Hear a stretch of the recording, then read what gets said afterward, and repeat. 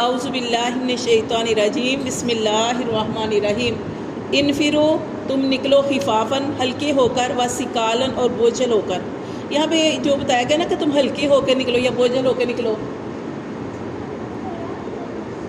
ہلکے ہو کر نکلو یا بوجھل ہو کے نکلو، تو یہاں پہ یہ بتایا گیا کہ جیسے نبی پاک صلی اللہ علیہ وسلم نے اعلان کیا نا کہ غزوہ تبوک کے لیے نکلنا ہے، تو آپ کو بتایا تھا کہ گروپ بن گئے تھے. مطلب کہ کیا تھے؟ کچھ وہ تھے کہ جو فوراً تیار ہو گئے نبی پاک صلی اللہ علیہ وسلم کی پکار پر، فوراً تیار ہو گئے. ایک وہ تھا.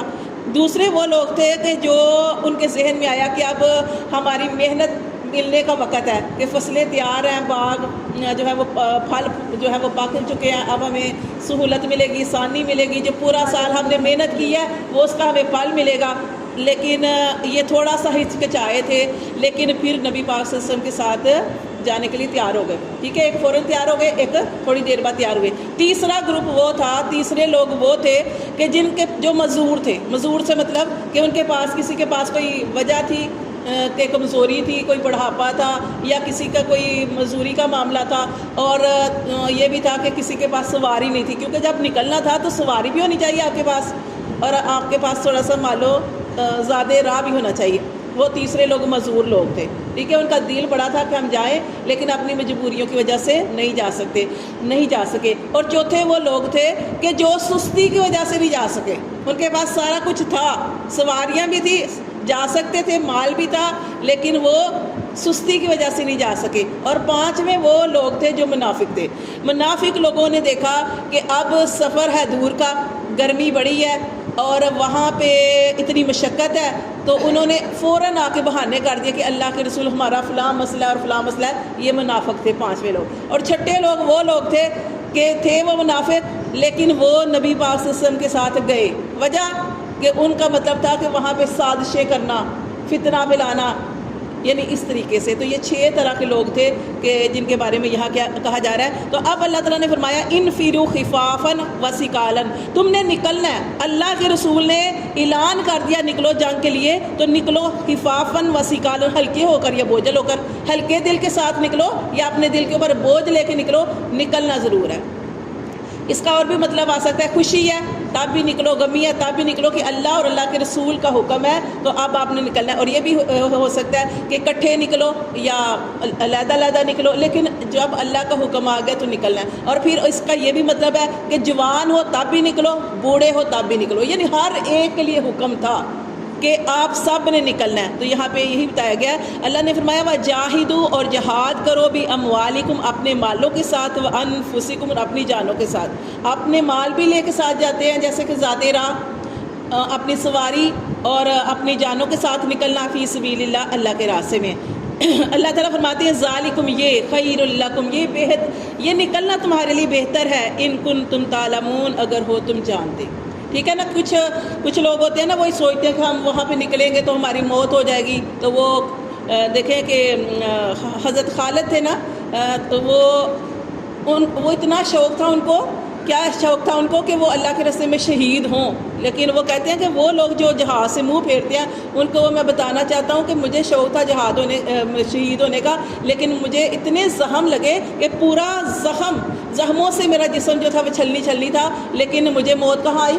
گھر میں آئی. تو یہ نہیں ہوتی کہ ضرور آپ اللہ کے راستے میں نکلو گے تو آپ کو موت آ جائے گی. اور دیکھیں اگر موت بھی آ جائے تو وہ شہادت کی موت ہے، تو وہ سب سے زیادہ بہتر ہے. تو اللہ تعالیٰ فرماتے ہیں کہ یہ نکلنا تمہارے لیے بہتر ہے، ان کنتم تعلمون، اگر ہو تم جانتے.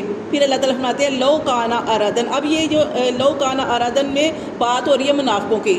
اب یہ چیزیں آپ نے یاد رکھنی ہیں. لو کان ارادن، اگر ہوتا اسباب قریباً قریب، و سفراً، اور سفر قاصداً آسان، لتبعوک، تو ضرور وہ تیرے ساتھ نکلتے. کس کی بات ہو رہی ہے؟ منافقوں کی. اب یہاں پہ منافقوں کی بات ہو رہی ہے کہ منافقوں نے فوراً آ کے نبی پاک صلی اللہ علیہ وسلم کے پاس آ کے فوراً بہانے کر دیے، کیونکہ وہ نکلنا نہیں چاہتے تھے. ان کا ارادہ نکلنے کا نہیں تھا، وہ جانا نہیں چاہتے تھے. انہوں نے کہا کہ اللہ کے رسول ہم نہیں جا سکتے، ہمارا فلاں مسئلہ ہے. اللہ فرماتے ہیں اگر ان کو مال و دولت قریب، یعنی مال و دولت جو ہے وہ قریب نظر آ رہا ہوتا اور سفر آسان ہوتا تو وہ آپ کے ساتھ ضرور نکلتے. لیکن لیکن بعودت، دوری، علیہم الشقہ، ان پر مشقت کی طرح پڑ گئی، کہ ان پر دوری ان کی جان لیوا ہو گئی کہ وہ اس دوری کی وجہ سے نہ جا سکے.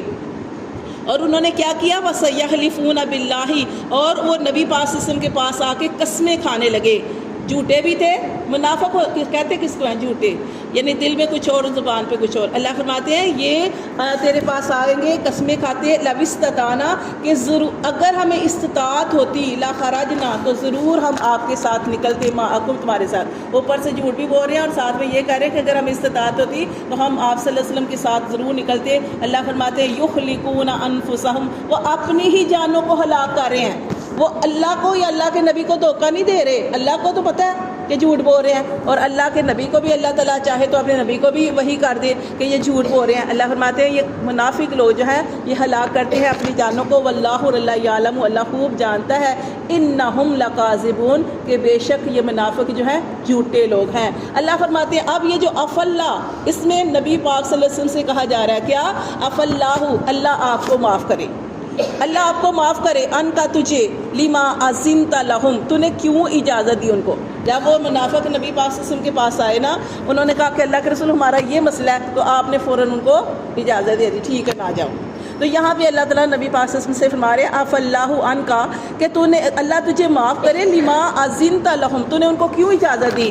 حتیٰ، یہاں تک کہ یتبین لک الذین، ضرور تجھ پر وہ بات واضح ہو جاتی ان لوگوں کے بارے میں صادقوں کہ وہ سچ کہہ رہے ہیں، ویتعلم الکاذبین، یا وہ جھوٹ بول رہے ہیں. کہ آپ تھوڑا سا انتظار تو کرتے ہیں، آپ کو پتہ چلتا ہے کہ وہ سچ بول رہے ہیں یا وہ جھوٹ بول رہے ہیں. اللہ فرماتے ہیں لا یستاذنک الذین، ہرگز نہیں رخصت طلب کرتے وہ لوگ یؤمنون باللہ، جو اللہ پر ایمان لاتے ہیں، وہ تو آپ سے کبھی آ کے رخصت نہیں مانگیں گے.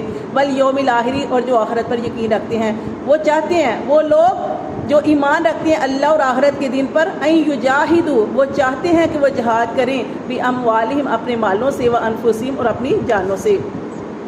واللہ، اور اللہ علیم، اللہ خوب جانتا ہے بالمتقین، متقین کو. پھر اللہ تعالیٰ فرماتے ہیں انما، بے شک، یستاذنک الذین، اجازت تو تجھ سے مانگتے ہیں وہ لوگ، لا یؤمنون باللہ، جو اللہ پر ایمان نہیں لاتے، والیوم الآخر، اور نہ ہی آخرت کے دن پر، وارتابت، اور شک میں ہیں، قلوبہم، ان کے دل، فاہم، پس وہ، فی ریبہم، اپنے شک میں، یترددون، وہ ڈاواں ڈول ہے. سمجھ آ گئی ہے کہ یہ کن کے بارے میں کہا جا رہا ہے؟ یہ منافقوں کے بارے میں. اللہ تعالیٰ فرماتے ہیں جو ایمان والے ہوتے ہیں، جیسے نبی پاک صلی اللہ علیہ وسلم نے جب غزوہ تبوک میں نکلنے کا اعلان کیا تو صحابہ کرام فوراً تیار ہو گئے.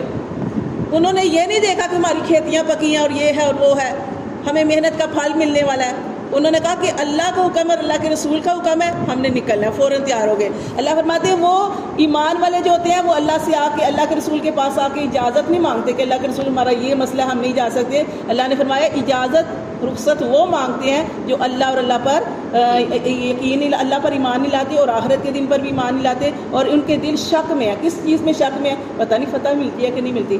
ایمان والوں کو تو یقین ہوتا ہے نا کہ ہمیں فتح ملے گی، اور یا پھر دعائیں ہوتی ہیں، یا ان کا اللہ کی طرف رجوع کرنا ہوتا ہے، اور وہ یقین سے مانگتے ہیں، جیسے اللہ تعالیٰ نے 3 سے 13 کو فتح عطا فرمائی. تو اللہ تعالیٰ کے جو پکے ایمان والے ہوتے ہیں ان کو اس بات پہ یقین ہوتا ہے. تو اللہ فرماتے ہیں یہ جو منافق ہیں، وارتابت قلوبہم، شک میں ہے ان کے دل، فاہم، پس وہ، فی ریبہم، اپنے ہی شک میں، یترددون، وہ ڈاواں ڈول ہے.